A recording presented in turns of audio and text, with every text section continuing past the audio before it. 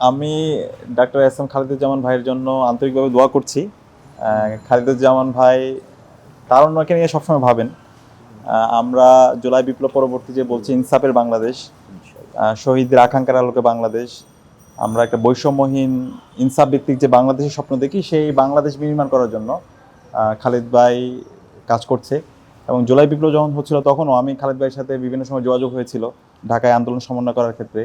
তখন সার্বিকভাবে পরামর্শ দেওয়া, ফাইন্যান্সিয়ালি সাপোর্ট দেওয়া, এবং বিশেষ করে উনি যেহেতু একজন ডাক্তার, যখন ঢাকা বিশ্ববিদ্যালয় ক্যাম্পাস বন্ধ করে দেওয়া হয়, ইন্টারনেট যখন ব্ল্যাক আউট অবস্থায় ছিল, তখন আমাদের যারা আহত অবস্থায় ছিল তাদেরকে বিভিন্ন হাসপাতালে তাদেরকে সেবা দেওয়া, এবং সর্বশেষ যখন আমাদের সমন্বয়কদেরকে এই কুয়েত মতির হাসপাতালে যখন আটক করে রাখা হয়, তখন আমাদের অ্যাম্বুলেন্স দরকার ছিল।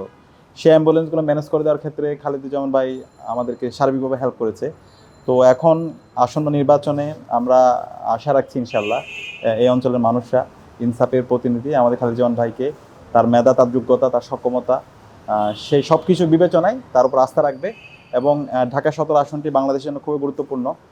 এখানে একটা ডিপ্লোম্যাটিক জোন, তো সবার সাথে কোঅর্ডিনেশন করা, দেশকে একটা অনন্য উচ্চতায় নিয়ে যাওয়া, সে জায়গায় আমি আশা রাখছি ভাইয়ের যে যোগ্যতা, ভাইয়ের যে মেধা, সেটা স্বাক্ষর রাখবে। এবং যিনি যেহেতু একজন ডাক্তার এবং তার স্বাস্থ্য নিয়ে অনেক চমৎকার চমৎকার আইডিয়া আছে, তো আমি আশা রাখছি তার সে আইডিয়াগুলো আমাদের দেশের স্বাস্থ্য খাতের উন্নয়নের ক্ষেত্রে গুরুত্বপূর্ণ ভূমিকা রাখবে। এখানে স্বাস্থ্য খাতের ব্যাপক সিন্ডিকেট, আমি আশা রাখছি ভাইয়ের যে চিন্তাগুলো আগে থেকে তিনি শেয়ার করবে, এবং এখানে যতজন প্রার্থী আছে সকল প্রার্থীদের মাঝে তার যে আইডিয়াগুলো আছে সেই আইডিয়াগুলো শেয়ার করবে। এবং এখানকার যে জনগণরা আছে, ভোটাররা আছে, অবশ্যই তার আইডিয়ার প্রতি তারা সম্মান রাখবে। আর একই সাথে শিক্ষাক্ষেত্রে ওনার যে ভাবনাগুলো আছে সেই ভাবনাগুলো শেয়ার করবে, ইয়তদেরকে নিয়ে যে ভাবনা, সেই ভাবনাগুলো শেয়ার করবে।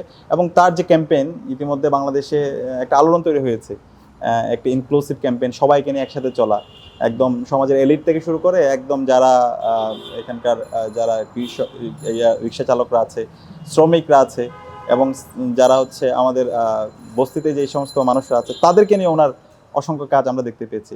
তো আমরা আশা রাখছি আমাদের খালিদুজ্জামান ভাই এখানকার মানুষের ম্যান্ডেট পেয়ে নির্বাচিত হওয়ার পরে তাদের কাছে যে কমিটমেন্টগুলো দিবে, প্রত্যেকটা কমিটমেন্ট ইনশাল্লাহ বাস্তবায়ন করবে। এবং যে অ্যাকাউন্টেবিলিটি, ট্রান্সপারেন্সি এবং রেসপন্সিবিলিটির কথা আমরা সবসময় বলি, সেটা কথা এবং কাজের মধ্যে তিনি সমন্বয় করবে, এবং সে আশ্বাস রাখছি।